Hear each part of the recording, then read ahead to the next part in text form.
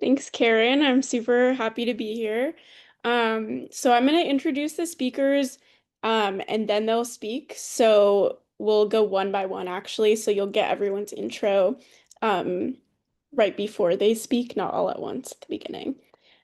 So first, we're going to hear from Richa Shukla. Richa is a sophomore at Columbia University studying economics and philosophy. Her experience with bringing philosophy into K-12 classrooms began as a high school student when she led panels for the PLATO Student Advisory Council. Her interests are at the intersection of philosophy of science and metaphysics. Go ahead, Richa. Thanks so much, Melissa. Um, it's Richa, but it's all right. Um, Patriotism, I think I have um, I guess I want to argue first, like begin my comments by arguing for a view of patriotism that is definitely more demanding and honestly more uncomfortable than I think the popular one. So personally, this might ruffle some feathers, but patriotism at its core isn't really blind loyalty. It's not, to me at least, the reflexive impulse to defend your country no matter what it does. If anything, I think that kind of obedience is almost a failure of both citizenship and morality. So I see patriotism as more of a relationship between a citizen and the state, and that kind of relationship or moral relationship always involves accountability and criticism and the willingness to push for better. And today I really want to talk about dissent and when dissent is grounded in consciousness and how it can be like the truest form of patriotism. So everything kind of comes back to Plato, but I guess I'll talk about in Republic how Plato constructs a perfectly ordered city like his Callipolis, and he says it's governed by philosopher kings. But what I think is really interesting, and that's worth talking about in terms of patriotism, is the method by which Plato gets there, because Socrates, it's all led through a questioning by Socrates and kind of a dialogue.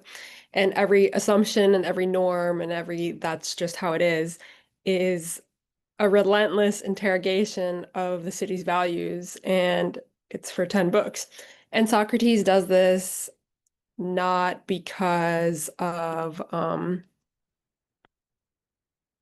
not because he's loyal in the sense that it's like blind loyalty like to his constructed city or his constructed ideal of the soul or even his relationship with Athens.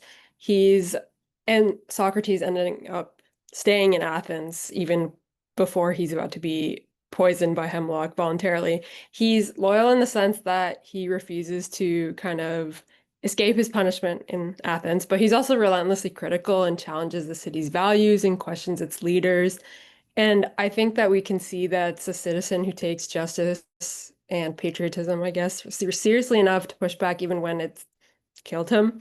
And I think that's closer to the heart of patriotism than the kind of performative gestures we usually associate with the term.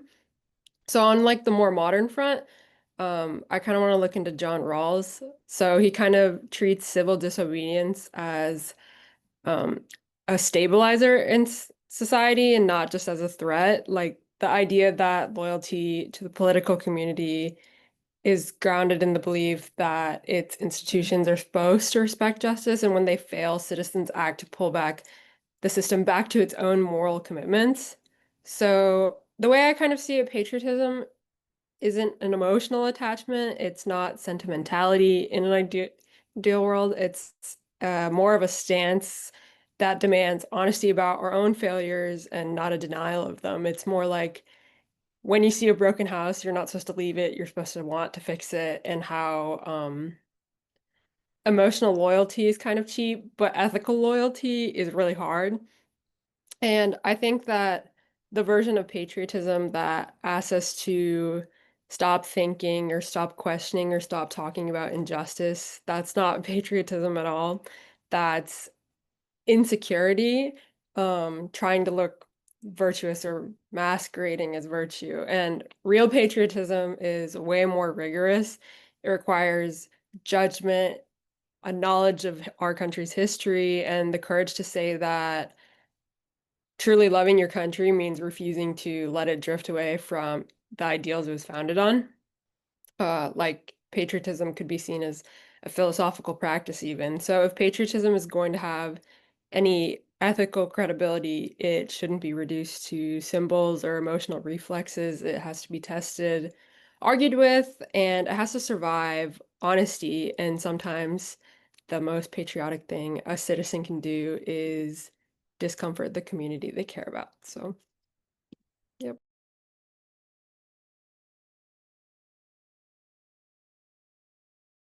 Okay, thank you so much, Richa. Sorry about my pronunciation of your name. All Um, good. I will get it right from now on. So next we have Ryan Jung. Ryan is a senior at Harvard University studying social studies and philosophy with a minor in educational studies. He chairs Plato's Graduate Undergraduate Consortium and first brought philosophy into K-12 classrooms by designing his high school's introductory course. At Harvard, he is a Safra Center for Ethics undergraduate fellow and leads a civic education nonprofit. Um, Go ahead, Ryan. Thanks, Melissa. And thanks so much to everyone for being here. So, to pick up on Rich's earlier point, I think that it's very significant to ask ourselves how we, get to a definition of patriotism. And for me, it doesn't come from Plato or Rawls, even though, Whitehead says that every, piece of philosophy is a footnote to Plato.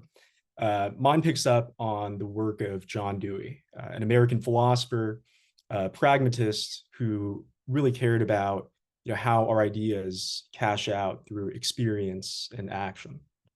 So, to pick up on that point of ideas and action, I think that's really where we see patriotism being developed and where we see its significance. So one thing, quick anecdote. I been born and raised in Southern California, very, car centric. And when I eventually came to New England for college, the idea of the New England Town Hall, something that characterizes a lot of communities and towns here, was something very new to me. But it was something that had a great deal of significance for Dewey. And I think that it illustrates what I mean by ideas in action. So, take some issue. For instance, a pothole in your town, and your town hall, your town organizes a town meeting to go about fixing that pothole in the road. And it's through deliberation, it's through critical thinking, it's through the recognition of our fellow residents of that town, our fellow citizens, that we come to understand the ideals that make this country worth critiquing and worth defending as well.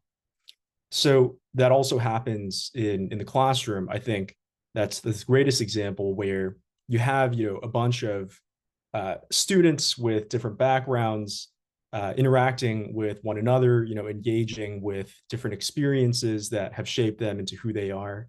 And that's really the basis for a particular civic identity, as well as the norms of deliberation and critical thinking that I just brought up, that allow those ideals to take shape. And one other part of patriotism that I think is important, and this connects back to Dewey again, is that our ideas are contingent. And the people that occupy a country, the ideals that they believe are important, even the texture and definition of those ideals themselves change over time. And that openness to change is something that underwrites critique, which Richa very importantly pointed out. But it also opens up space for deliberation, in your local town meeting. It opens space for discussion about these ideals, even in a webinar like this, of course. And I think that's how you get to a definition of a sort of measured patriotism. It's through the actions of our community, it's through the actions that we take with our community that we come to understand and appreciate the bonds that unite all of us and the ideals that underwrite everything that we do. And the last thing that I'll say here quickly is that you know, patriotism and the defense of ideals like democracy or liberal values, they're also things that we can habitualize in the sense that it's a constant practice that we should, engage in. Whether it's a really great civics teacher who opens up that space for discussion and you continue that discussion with your classmates at lunch, all the way to attending school board meetings, even though you might not have kids who are in that school system, or going to that town hall meeting that I just talked about. It's through that practice that we make that kind of patriotism a habit, and also open ourselves up to the idea that the things that we identify with a particular community can change, but it's something that's within our control, and it's something that we do with our community. Great. Thanks, Ryan. Now we'll hear from Gray Peters. Gray is a first-year student at the University of Virginia, double majoring in philosophy and neuroscience. A graduate of Stanford's online high school, she has studied philosophy since middle school and recently attended Yale's Interdisciplinary Center for Bioethics. Her interests include cognitive philosophy, neuroethics, and theories of self. Gray? Thank you, Melissa. And I love this. I feel like I will really be echoing and hopefully building upon a lot of what Richa and Ryan have already said. As Richa pointed out early on in her talk, patriotism is often construed as a view that the country can do no wrong and it's wrong to criticize a country. But I'd like to spend some time kind of pushing back on that construal because I don't think it quite gets patriotism right. So I'm thinking of this as tracing the values implicit in patriotism to see where that leads us and how that applies to patriotism and progress. I want to start with what we can distinguish as a core value of patriotism. And regardless of how it's exactly defined, whether that's as love or support of a country, I think there's always an undercurrent of pride in our sense of patriotism. And that sense of pride tells us a lot about how we can approach patriotism and progress. So, how can you love and support and feel pride for a country while recognizing that it has flaws and that work is required to fix those flaws? I don't think those two things conflict with each other quite as much as we popularly think. I would argue that it's a central requirement of pride that you care about that which you feel pride for. For example, if someone is extremely proud of a garden that they've cultivated, they water it, they pull the weeds, they'll prune the dead leaves. It wouldn't make sense for them to become proud of the garden and then just let everything die and let the weeds take over because, well, they're proud of it. No, that doesn't make any sense. Because they're proud of it, they take care of it. And I think it's a central component of care that you want the best for that which you care for. So, to apply that directly to patriotism, the path of values would go something like this. If you're proud of your country, you care about it. And if you care about it, you want what's best for it. And if you want what's best for it, you must acknowledge and strive to improve the areas of weakness because it is best for that country that it continue to progress. And from that, I think we can see that care does not entail blind acceptance, that every aspect of the country is exactly as it should be, as I think Richa and Ryan were both saying. And since care is a component of pride and pride is a component of patriotism, patriotism should wholeheartedly embrace acknowledging and working to improve more negative aspects of a country. To give another more day-to-day example, because I think there is a relationship between citizens and a country that reflects the day-to-day. If a parent is really proud of their child for, let's say, soccer or something, it wouldn't make sense that because of their pride in their child, they would encourage their child to just stop at the level they're at. That actually wouldn't be encouraging at all, I would argue, and I don't think that attitude would really do their pride justice. You want the response to be closer to, I'm so proud of you, keep going, I can't wait to see what you achieve.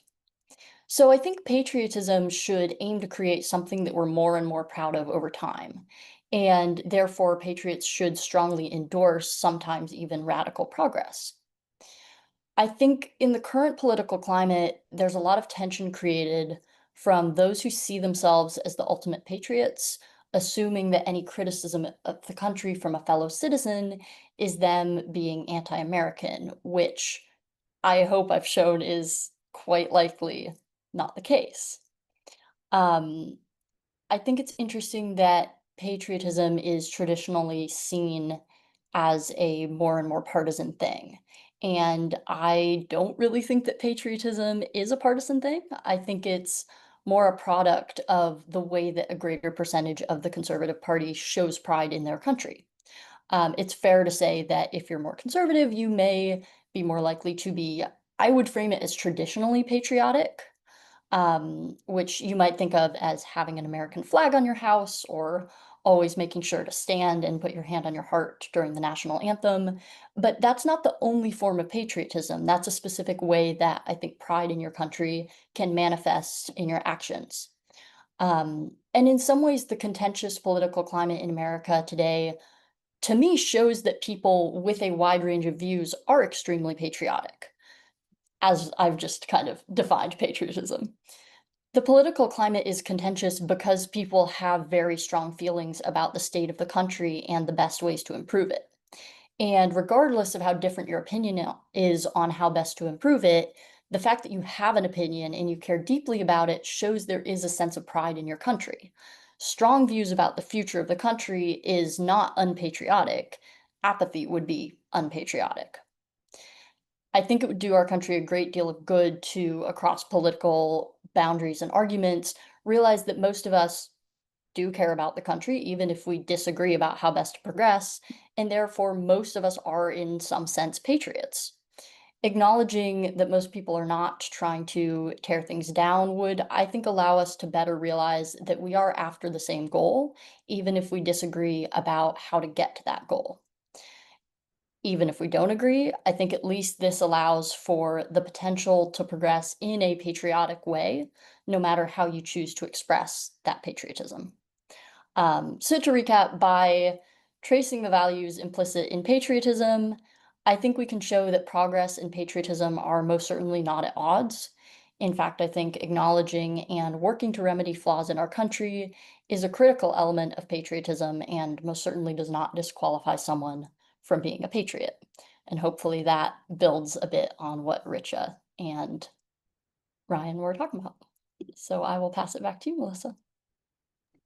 Great. Thanks, Gray. So last but not least, we have Kate Given. Kate is a sophomore at Columbia University studying film and media studies and economics and philosophy.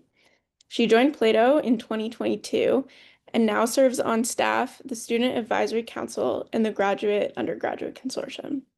She has been recognized in national philosophy competitions and earned the Girl Scout Award for creating arts-based philosophy curriculum in Southern California schools. Kate? Hi, everyone. Thanks for being here. Like Melissa said, I'm Kate, and I'd like to sort of build on what my peers have spoken on regarding patriotism with an approach from a slightly different angle. As a film and philosophy major, especially since coming to college, I feel like I've encountered plenty of discussions surrounding patriotic imagery and the role of aesthetics in patriotism. And although I'm sure many of us could very easily think of examples of symbols and works of art that tie into these notions of contemporary nation states, whether they be national flags or propaganda, the idea of aesthetic patriotism really traces back to a lot of philosophical ideas from centuries ago. Um, I think we can look to German philosopher Immanuel Kant in his Critique of Judgment, for example, for a theory of what qualities might prompt these feelings of national pride or loyalty. His notion of the sublime, for example, which is like this immense power or size or unity that provokes awe and reverence in its observers, really kind of parallels, at least in my opinion, the emotional aims of contemporary patriotic imagery. When we think of the ways in which government officials or military forces are portrayed by their countries on screen or these days on social media, we're most often kind of immediately confronted with the sheer volume and force of these national bodies.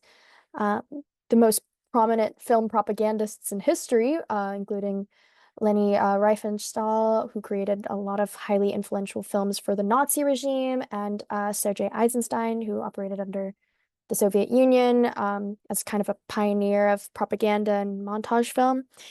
They often evoke this concept of the sublime in their films, which captures or aims to capture the military, political force of their respective nations. And they use all their different cinematographic tactics, whether that be avoiding close-ups on political figures to prevent portraying any kind of emotional vulnerability or fatigue or human flaws, or by featuring kind of these vast formations of soldiers or citizens and using them sweeping aerial shots to kind of capture them. These filmmakers are really able to manipulate these tactics to make audiences feel small, but ultimately elevated in the presence of such powerful political figures. And as Kant explains it, seeing our nations portrayed with such magnitude can make us as citizens feel kind of fear and reverence for our state as this great power that could destroy us if it wanted to, but it chooses not to. And that's where that concept really ties into the idea of patriotism as we've been discussing it. But aside from those kind of direct representation of nations, we also see the idea of patriotism tied into specific symbols like flags. And here in America, we think of like stars and stripes, red, white, and blue, that evoke feelings of nationalism. But these forms and colors themselves are not what's grand or intimidating. So they don't capture necessarily the Kantian idea of the sublime, but they do provoke this patriotic feeling nevertheless. And that's because of the moral ideas they represent, like freedom or liberty or sacrifice. And those concepts, which really have become over time very deeply entrenched and intertwined with the visual components due to our associative behaviors, like when we say the Pledge of Allegiance when standing before the flag, or when we sing our national anthem, which kind of conflates the imagery with the patriotic emotion, using stars and stripes in their lyrics, right?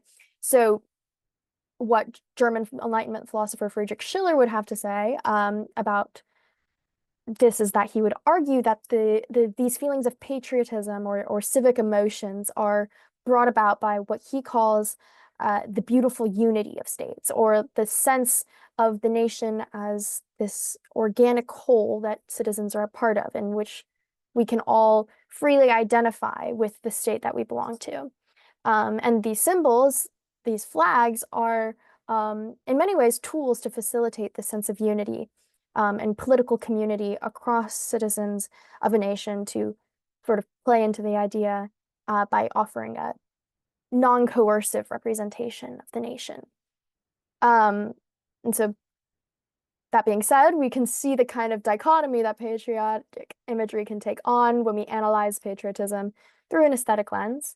We're really presented with this duality of the Kantian sublime, the like all-inspiring, fear-evoking, direct imagery of powerful, inescapable nation states, as well as the kind of more beautiful, unifying, symbolic representations that elevate citizens morally and provide them with this feeling of belonging within a political community as presented by Schiller. And I don't think that those two ideas are mutually exclusive. I think we see elements, both notions of aesthetic patriotism in our everyday lives as citizens of a nation. They can appear together, they can work against each other, but they're both very present. And I think it's important to consider as we're having these conversations of what patriotism is, how it manifests visually and physically and artistically in our current day. Thanks, Kate. Those were all amazing talks. Thanks to all the panelists. So now I'm going to lead a discussion with the panelists for about 20 minutes or so, and then we'll open it up to audience questions as well. So do think of questions that you would like to ask the panelists while we're talking. So I guess I'll start with this. I definitely hear a lot of you articulating these kind of more critical, like, I guess ethically or politically, maybe we might think of, ethically or politically better than this like blind loyalty idea of patriotism. Um, and I'm curious because I think a lot of young people today feel like they don't have a lot of good political role models, at least ones who are public figures. So I was wondering if you can think of any examples of people, or they could be public figures or just people you know personally, but I'm very interested in who you think kind of exemplifies these virtues of patriotism in today's world, because it does seem like people feel like those kinds of role models are hard to find. So yeah, and any of you can speak to any of my questions now. But yeah, just go ahead and jump in if you want to answer. I can go first. I thought of an example when I think Gray was talking. Some of the during the Watergate scandal, the FBI whistleblower, who I think his code name was Deep Throat, but he was either the deputy director of the FBI. I think like whistleblowers who whistleblow for who are clear about their reasons and are like seen to be doing that as like, oh, like they, especially since because he was so high up in the FBI, that I think could be considered patriotic in that sense. That would be one person I would think of. So, oh, Gray, do you want to go ahead? All right. I when I think about political role models, I think I have a really, kind of inclusive account of what a political role model might mean. Uh, First of all, I think it has to start locally. There's a great chapter from this political theorist, Mira Levinson at Harvard, in her book No Citizen Left Behind, where she kind of lays out this theory of civic education, drawing from her experience teaching in middle schools in Georgia and Massachusetts before becoming a professor. And she's very skeptical of this idea that she calls hero worship, looking at political figures either in the past or present as ways that patriotism or the nation's values are embodied. I think there's also a connection with Dewey as well. I mean, think about the examples that I brought up of the classroom, the New England town hall meeting. I think that the best examples of political role models come from those local experiences, because the heroes that are out there on the news or on the front page of the Times, first of all, I think they're distant. Many of us don't have the luxury to be able to phone a sitting president or a previous president. And it's also, with that distance comes a bit of mysteriousness or ignorance about, who they really are as people and how they embody that patriotism or values that we admire in their everyday lives. So, by way of example, I can talk about my sixth grade teacher, Mr. Peters. He's like, a second dad to me. And the reason why is because, well, first, it sort of starts with a ritual that we had every Friday with the class called the Wonder Wall.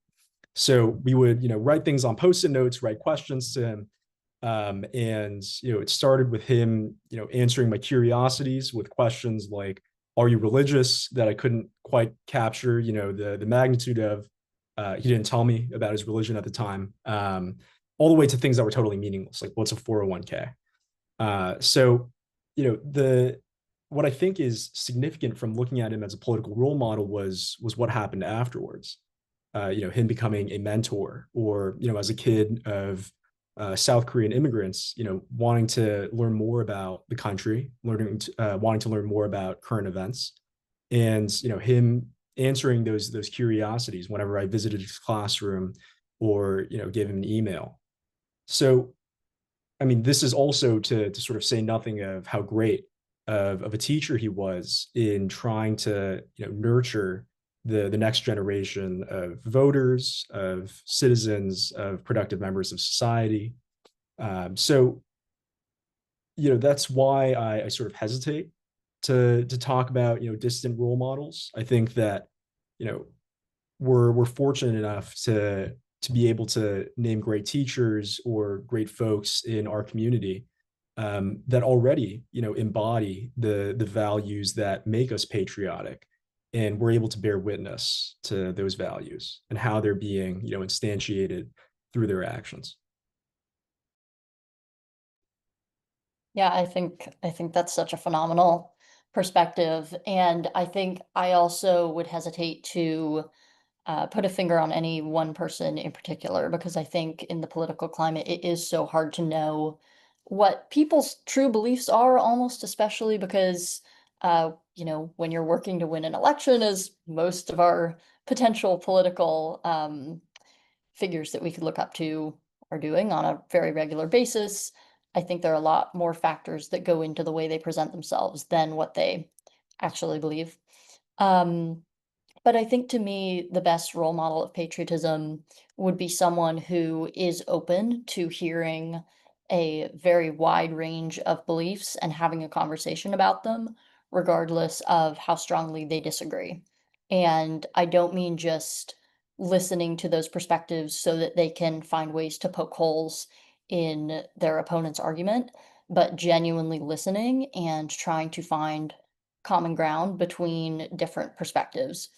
I think John Stuart Mill actually has some interesting ways of framing politics and government policy that goes along with this, where he talks about the fact that, and this is a pretty extreme view, I'm not sure if I would subscribe to this all the way, but he suggests that no one, no matter how ludicrous their ideas are, should be shut down, because even the most extreme counterargument can help to strengthen people's conviction of what we should uphold and help us figure out where the lines are, and why we think that maybe this is not the way that things should run if an alternative perspective is presented. So I think to me, yeah, the ideal political role model would wholeheartedly embrace all perspectives and think about them critically and deeply, as they relate to their own values and beliefs, and be willing to change their opinion. I think we've really lost the ability to have political discussions where someone could change their mind. If you think about the last political conversation you had with someone, I highly doubt that you actually believe that you could have any influence on what they thought. And I think that's very sad. So yeah, I would hope that we would all strive towards being a little bit more open-minded and respectful of others' um, beliefs on things that we disagree with. Yeah, totally. And I like completely resonate with the hesitation to kind of name any one singular role model. And I don't want to get into a debate about art versus artist or anything like that. But my mind immediately turned to Kehinde Wiley. I don't know if anyone's familiar. She did the portrait of President Obama, his presidential portrait. And she is what I would say kind of melds what you were talking about a little bit, Gray. The idea of critique of a nation with optimism about its progression, and of course, pride and celebration of its accomplishments, and also kind of plays into the idea of patriotism as sort of a moral elevation of the citizen by merging national tradition in the sense that presidential portraiture has been around for years and years, with inserting new creative kind of embellishments that draw on Black American art history, and also along with like kind of more Baroque, aristocratic tradition. And this, I think, this kind of harmonizes that those two concepts, which can seem so distinct, in a way that I feel really represents our country. And I think her work is beautiful, not just the portrait, but everything that she does. And if you aren't familiar, I think you should check it out. Hey, great answers. Thanks, everybody. I want to maybe push on you all to think about if there are any dangers or risks of patriotism, even in the way that you've expressed it.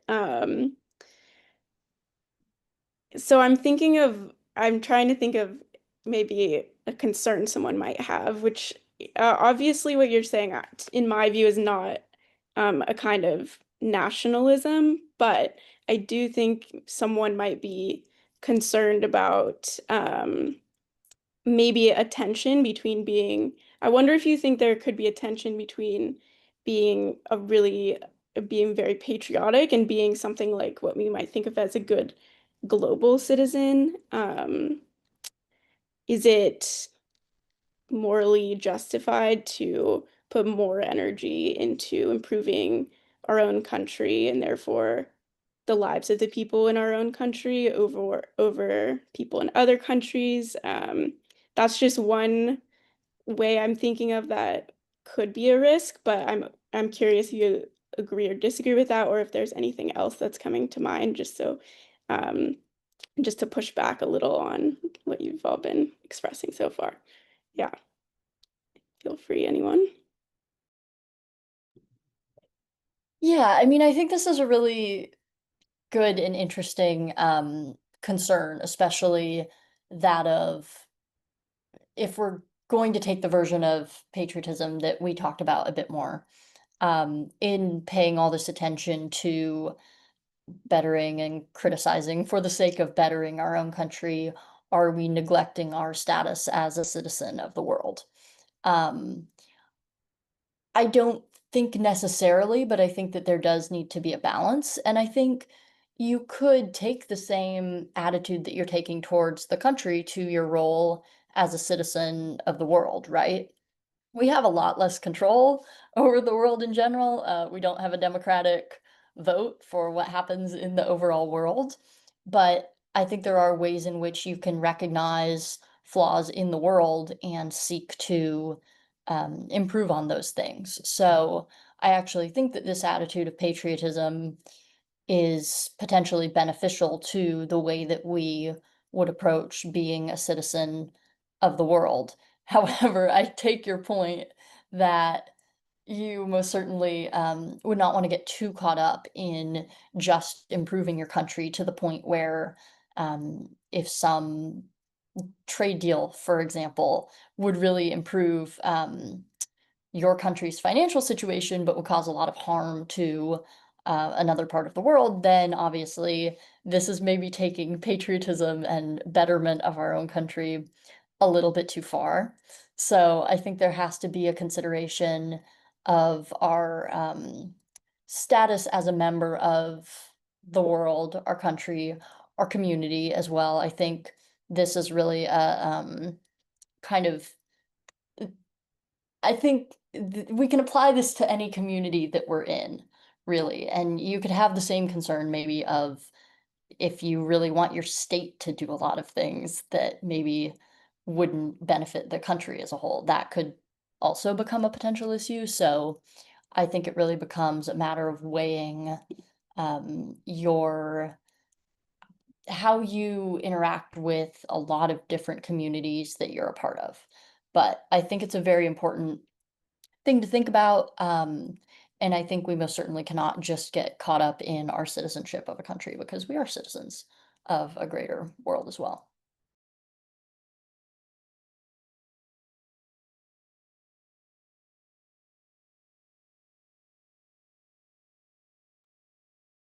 I think there might be some sort of correspondence between, the way that I might have set up my interpretation of patriotism as, always a collective and local enterprise. Um, one big critique, and I keep bringing up Dewey, partly because I'm writing a senior thesis on him, so he's all I'm reading. But I do think that he can offer some help here. Um, he critiques older versions of liberalism as purely operating out of self-interest, due to the deference for individuals' conceptions of the good and the right to pursue them, and of course things like individual liberties that cash out from that. Dewey had another view, and the view was that all of our actions are inherently social and socialized. You can't be a sort of metaphorical island unto yourself. So the question that he asks is what's in it for us and not what's in it for me when it comes to how people deliberate, the interests that they bring in. Ultimately, this is a collective question, and I think that there's a correspondence between that same what's in it for us mentality that happens in small local deliberations all the way to national politics, which underwrites things like compromise, of course. But I think that you can have a totally consistent view when you think about a country that, of course, has its own interests to guard to some extent, and its relationship with other countries. So, like Ray pointed out, I think there's a balance, but a big part of that balance is kind of in the way that you frame that question. Not acting purely out of self-interest, and maybe that means things like international aid. It might mean that diplomacy or trade might look a little bit different if we hold this sort of communitarian view of patriotism and keep that consistent from a locality to the world.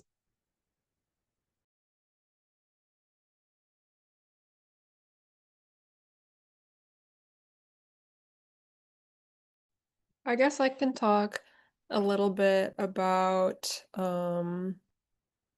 maybe I think that we talk about I guess like when Rawls kind of talks about principles of justice, it's kind of like applied within a basic structure. So like the institutions that govern uh, a certain political society. And I think that when we look at it, Ryan kind of talked about like local politics, and local politics affect almost everything. And then when you go up to state politics and then national politics, I mean, we tend to focus on national politics because that's what we hear about the most.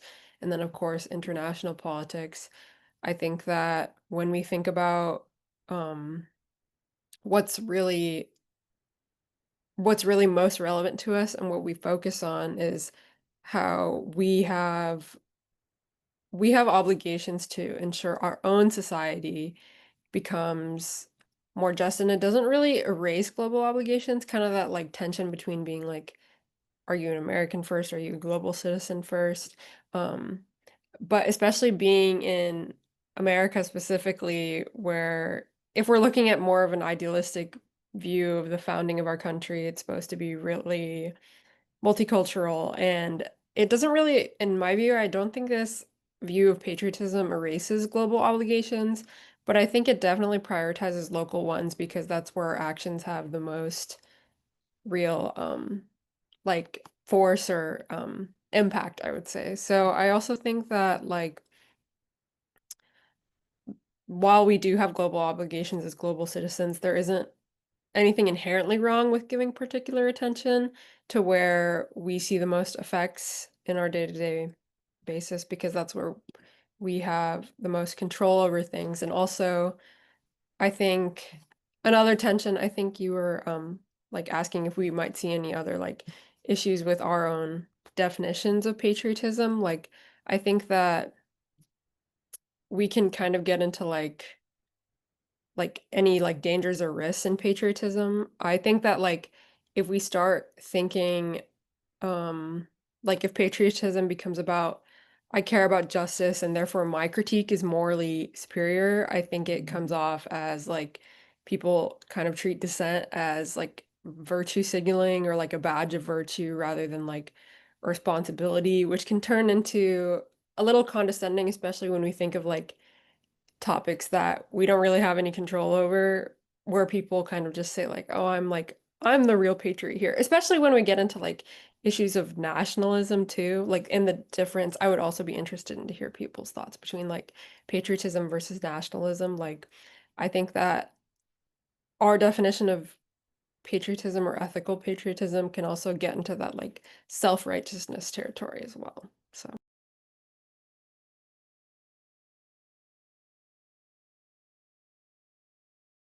Does anyone else want to quickly jump in on patriotism versus nationalism before we open it up to the audience?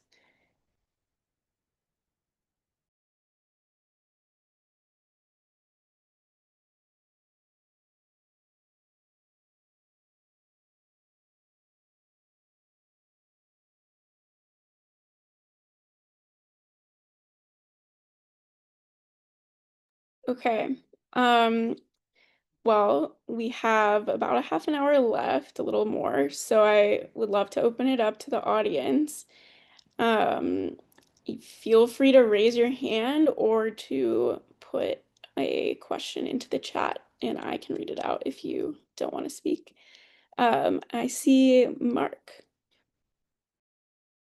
Thank you. And thank you for assembling such a great group of young people. And Ryan, I know it's a long shot, but if you know Chris Shin, tell him Mr. Pierlot from Cherry Hill East says hi. You got it. He's a good friend. Oh, good. Yeah, he's a former student. Um, well, so thank you for everything, and the idea of patriotism evolving is wonderful. I really have like two questions. The first has to do somewhat with Brian, your idea of um, the town hall, and I guess the role of social media today, and how is that different than the town hall, and how that may have affected or how it affects our idea of patriotism. Has it helped it or hurt? Our ability to talk about patriotism. And the second is regarding, I think, all of it, but Gray, you gave some nice examples of needing correcting flaws and taking pride. And I think you mentioned a parent, I think, but I thought, what if, we have two parents and they both care about the child equally, and they're both engaged with the child and have an interest in the child, but one wants the child to play soccer and one wants the child to play piano. So there's good arguments for both sides, and they're entrenched in their idea and they're arguing about what's best for this child that they care about. So um, that's, I guess, the idea of the conflict that we sometimes have. So if anyone and everyone's welcome to address either of those, that'd be great. And Kate, with the social media and art and whatnot, I thought that you might have something regarding that as well. So and again, thank you for all of your great ideas and sharing with us. Yeah, thanks for the questions, Mark. I guess I'll try to my best to answer the first one.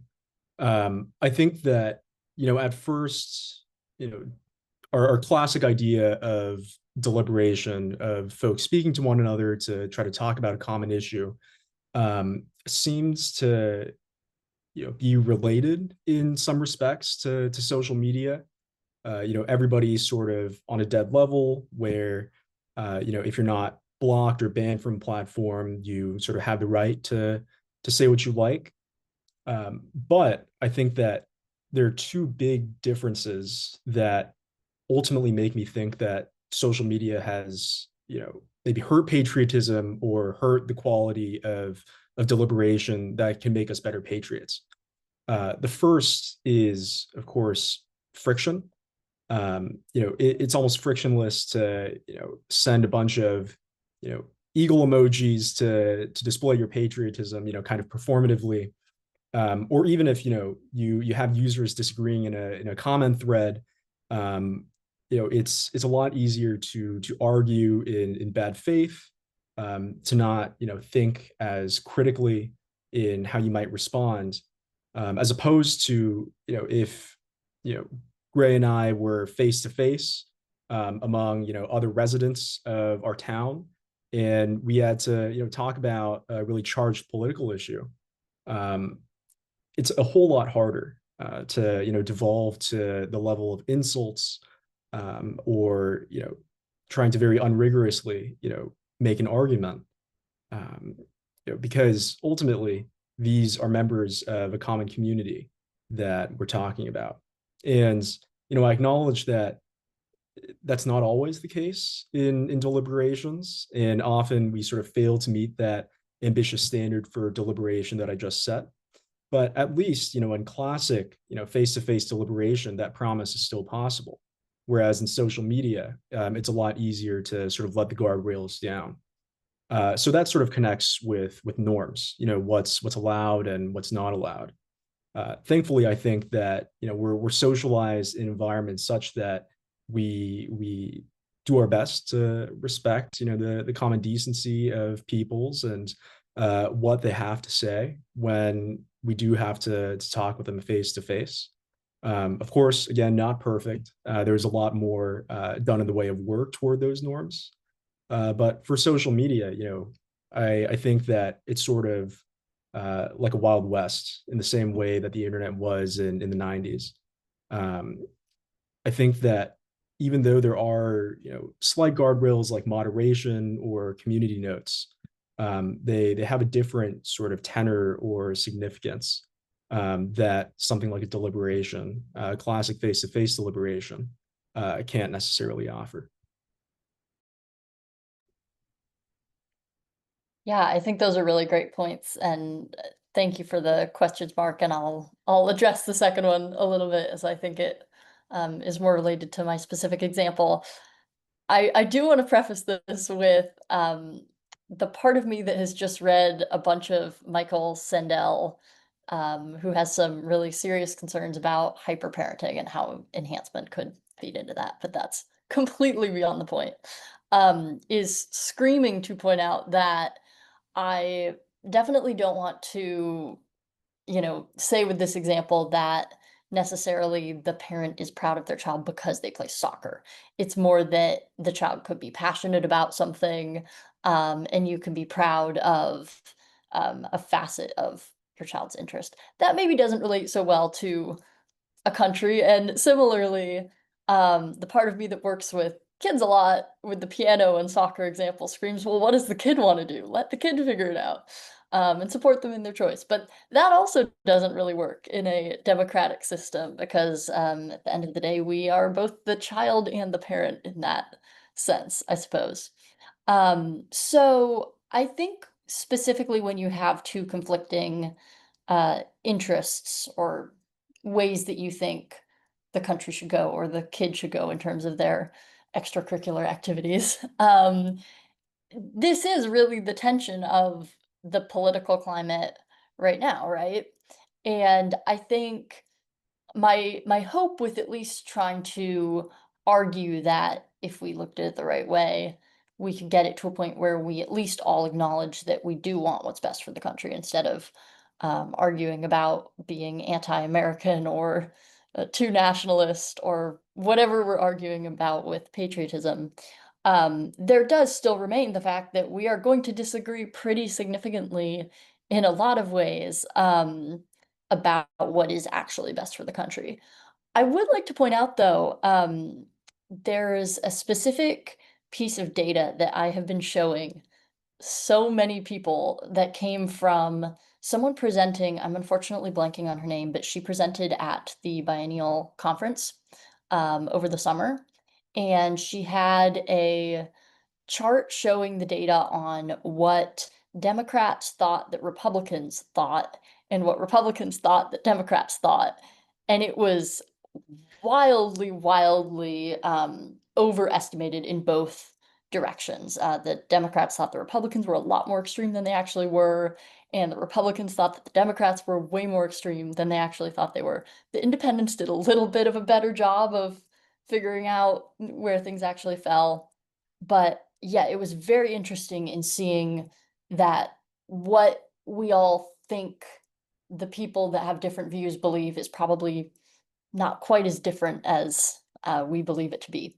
So with that in mind, I think it really does feel like an impossible task at this point with the political climate. And to tie it back into your first question, I don't think social media helps this at all, because the people most willing to shout down the mic, or I guess little text thing on their phone screen, are more likely, probably, I would assume, to sway their viewpoint towards the most extreme version that they could present for shock value and attention. That'll get a lot more traction. So that's not helped at all by social media. But I think if there is a way to increase our ability to listen to each other, again, feels like an impossible task. I'm not sure how we get there. I think we would find that there are places where a happy medium could be found that would satisfy a lot more people than we think when we think of the political climate as being so polarized. Um, there are definitely going to be instances, I think, where it just we are too different in our views of what would be best, in which case I think that's why we have a democratic system. And then, unfortunately, for whatever the minority view is on that, that's where I guess you just have to go with the majority. But I think there are a lot more instances where people could find a common ground if the right attitude was brought to that discussion than maybe we initially think based on the way everything is portrayed in the media and through social media and through news, and through the really strong views that we hear on a day-to-day basis. Totally. And just to speak on the question about social media, I do think that social media, for the main part, just makes patriotism much more participatory. I do think it definitely breaks down a lot of the traditional barriers for creation, and it makes people's work much more accessible. So you don't have to these days be published in a newspaper or featured in a gallery for people to see your work. People can um, generate and distribute what essentially serves as like patriotic imagery, uh, or even like campaign materials by posting it online, and people will view it. And that just makes this idea of the aesthetic education of the public so much easier to conceptualize, but it also kind of leads to the danger of misinformation when people are, you know, able to put whatever they want out there for the masses to see.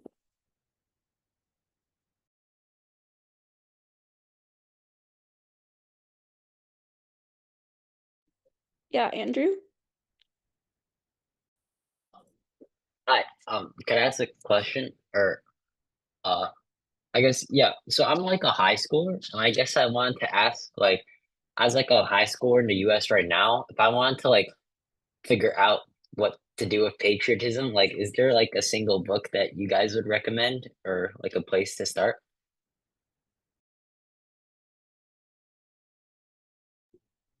I'm the closest to high school, so I can maybe start this off and see if you all have anything to add.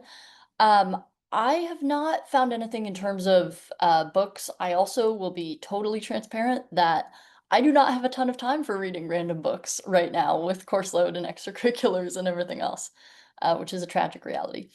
But I think if you're, I think you can look for organizations, especially if you're close to college. The University of Virginia has a fellowship that's called the Civic Cornerstone Fellowship that pulls together undergrads who are interested in having conversations about things that we disagree on, and it puts us in groups of about 10, and they match to you fill out a survey about your views, and they try to create a group of people that they think will disagree, and they give you a couple of hours on a Friday to respectfully disagree with each other and see where you can get.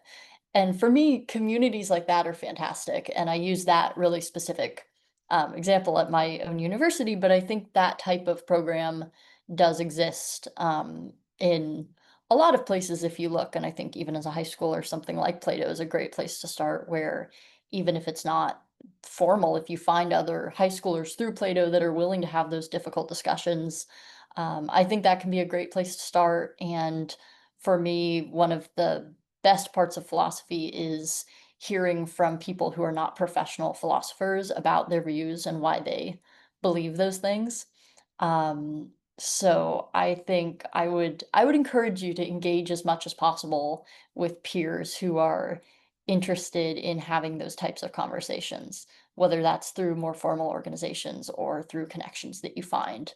Um, Hopefully through organizations like Plato and maybe through your high school. But yeah, it's so great to hear that you're interested in this already, and um, having also been interested in philosophy in high school, I think it's incredibly worth pursuing. So wish you the best of luck, and definitely let us know if we can help out in any way.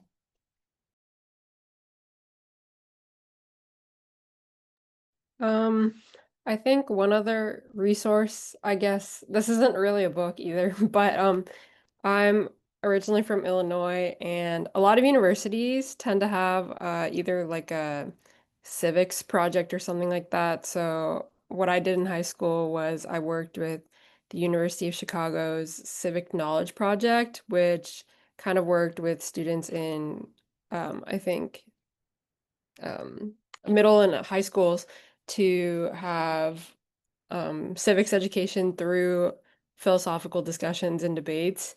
And it I ended up working on their magazine talking about critical thinking in history and like that kind of thing for patriotism. So I did end up doing a lot of reading about community organizers and things like that. So I think like honestly finding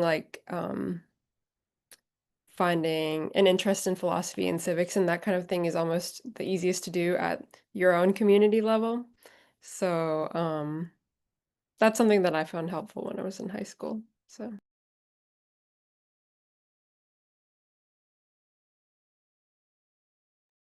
Thanks so much. Yeah. Um, we have a question in the chat first from Roberta.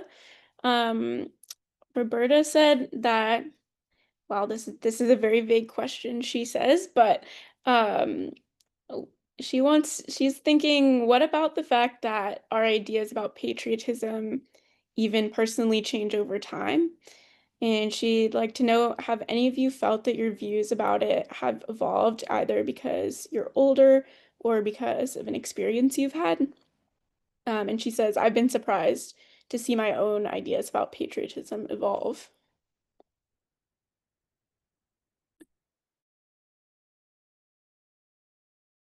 I mean, of course, I think our ideas about patriotism are always evolving because we're constantly consuming media and gaining new influences and expanding our worldview. I mean, I think all of us, at least on the panel, have I expanded our own worldviews by just going to college. Even if we don't travel far for college, you're meeting all these new people who have all these new worldviews, and their conversations, or from conversations, their input can kind of help you see things that you never saw before. And while that can lead to, like, in some cases, disillusionment with like a politics or your government, it can also, I think, contribute to the will and the drive to improve upon our nation and become a better patriot overall.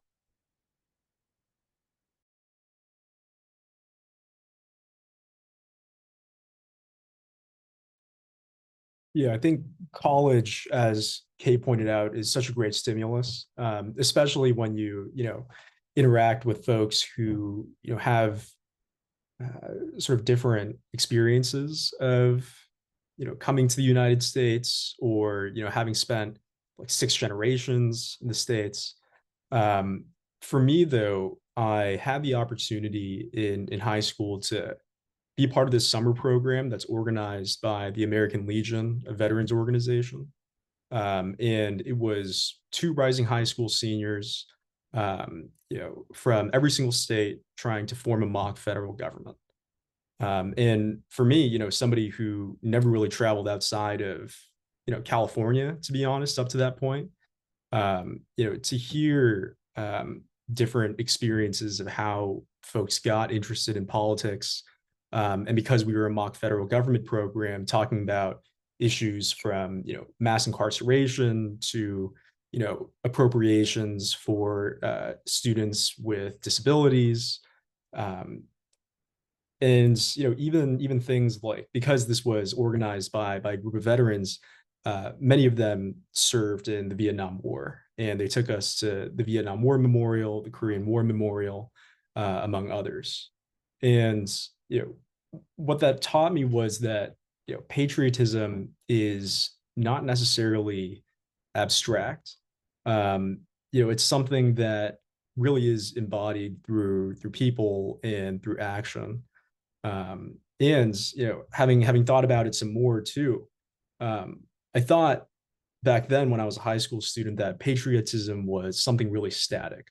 You hold up a nation or its ideas as something worth defending. And of course, I realized that not only do they change over time, that's why we have a government that passes legislation or referenda, from different states and communities in order to further that improvement. But it's also in the experiences that folks bring that we can't totally know or understand ourselves. It takes that interaction with folks from all sorts of backgrounds, all sorts of histories, for us to for me really to truly understand what patriotism meant. Yeah, I think I'll keep it short because I really would, obviously I didn't have the same experience, but I would echo a lot of what Ryan, the essence of what Ryan said. For me, to answer the part of have you felt that your views about it have evolved because you're older or experiences, I think anytime, yeah, first of all, yes, absolutely.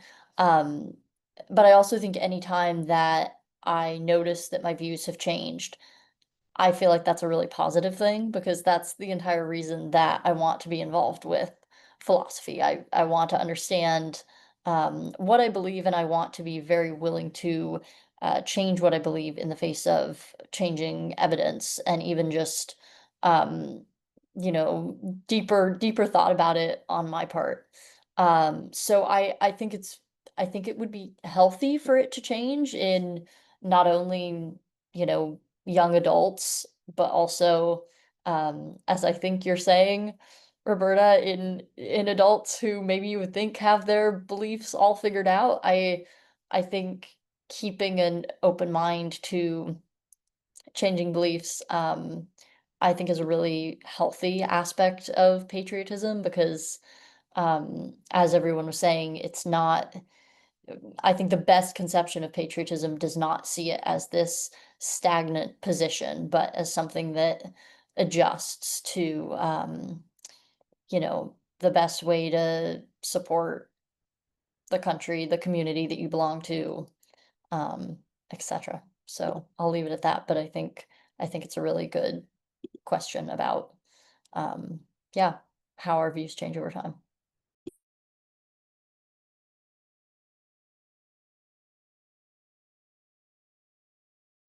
It looks like we have a question from Jackson. The question is, what does a country owe its citizens, and what do citizens owe their country? And how does patriotism fit between those two obligations?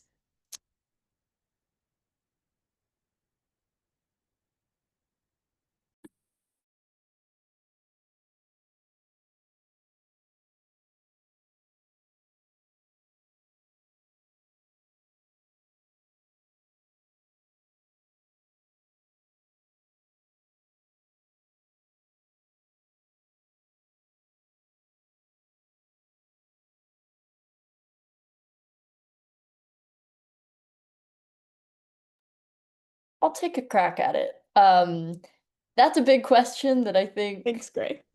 yeah, would require a lot of thought. So forgive me if it's not a fully formed framing of this. But I think it's difficult to untangle that because it is a really reciprocal kind of relationship. And I guess as I was saying when I was responding to Mark's question with like the piano versus the soccer, you're kind of both the parent and the kid, which I think complicates things a lot. But I think starting with what a country owes to its citizens, um, I think you would hope that some of the things that you found most important to living life well. I'm just going to end up invoking the Declaration of Independence at this point. But I would hope that a lot of the things that you find important to living well are reflected in the values of your country and the way that your country supports um, your, I hesitate to say livelihood, but supports your existence, I guess. You would want to see um, that's kind of to me the point of a democratic system, that you have an opportunity to have reflected your preferences in your country. And obviously with a democracy, you will not always get your way, but I think that is the price that we pay for being able to have a say at all, because at the end of the day, no one's going to be able to be happy about everything in that big a societal framework. But this at least gives us the chance to have our preferences reflected in the social system supporting us. And I think the country, at the very least, owes it to us to have that possibility. And hopefully, we see some of our preferences reflected in that social system. As to what citizens owe their country, I think, and forgive me because this will be very vague, but I think there's a sense of engagement that citizens owe their country, because it is that reciprocal relationship. You hope that the country is, reflecting what the citizens' interests, and therefore you hope that the citizens are giving back to improve the country and create this kind of cyclic relationship of both upholding the other. And to me, that requires engagement, that citizens do not shy away from becoming involved with justice. And I think maybe most easily becoming involved with their communities, because especially with a country as big as the US, it's very hard to say, make a difference for your country. It's a nice thing that we say, but really, I think in the communities is the way that we can make the most tangible difference. And if everyone works to make a tangible difference in the lives of the communities around them, I think that creates an overall effort that improves the country. So I think citizens, in some sense, owe it to the country to be engaged and to try to create that improvement to the best of their abilities. If anyone else is interested in speaking on this, I may leave it there and not really address the second question because I feel like I've talked for quite a while. But hopefully that starts to sketch out something. Again, that's a really big question, so excuse the vagueness in that response.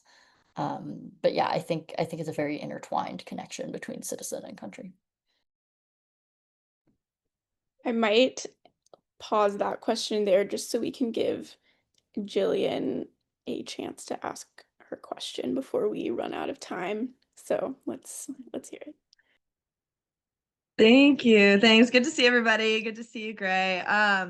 Yes, this is a really cool question for me. I grew up in a very socially liberal area and family, and so patriotism just wasn't a value that I heard anything about ever. And then I, got older, started to hear different viewpoints on it, started to see the value in it. And never fear, if you were there for my presentation, I do have a South Park quote for you that this reminds me of, because it really struck me when Stan says it in the show. He says something like, if you don't know South Park, go watch South Park, but you won't have to know it for this context. He says something, I was looking up the quote, there it is. Okay. He says, America may have some problems, but it's our home, our team. And if you don't want to root for your team, then you should get the hell out of the stadium. And that really struck me. I was like, yeah, I kind of get that. Like if I meet an international student, like my best friend's from Morocco, and sometimes she'll be like, oh, America sucks with this, da-da-da. And I'm like, lay off my country, like I get that intuition. But how do we as citizens know when that patriotism is dangerous? Like on the extreme end, the Holocaust example, like you think that you're being a patriot by following what, big leaders are saying and what the term that the country is going to. How do I as an individual know when, I should have that impulse to be a patriot and to support my country versus I need to say, no, like this is completely wrong and I don't want to stand for it. I want to say something about it. How do I know as an individual when to be a patriot and when to question it?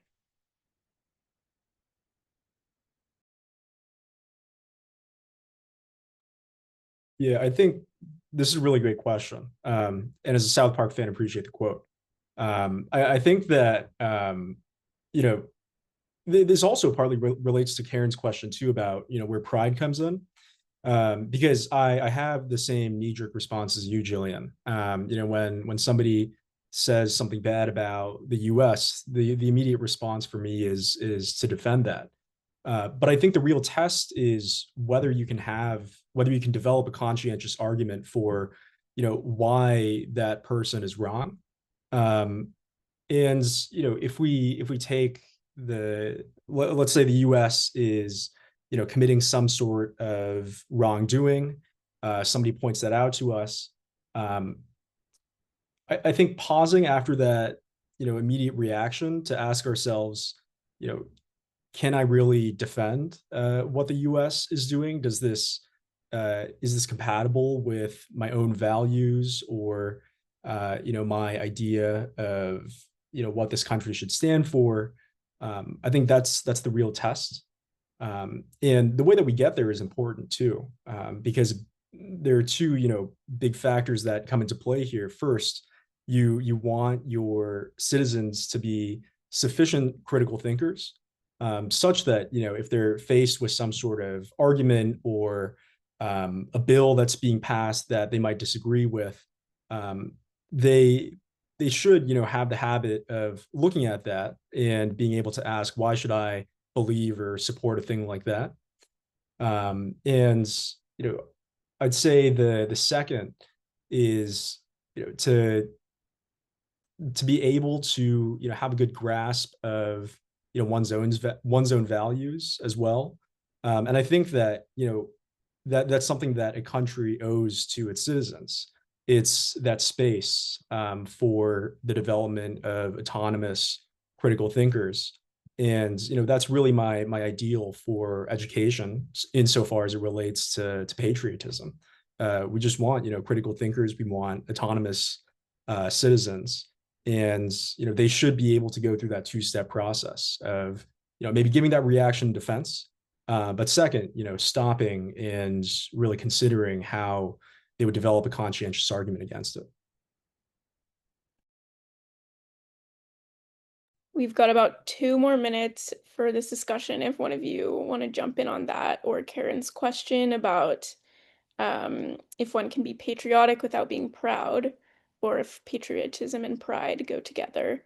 If someone wants to close us out.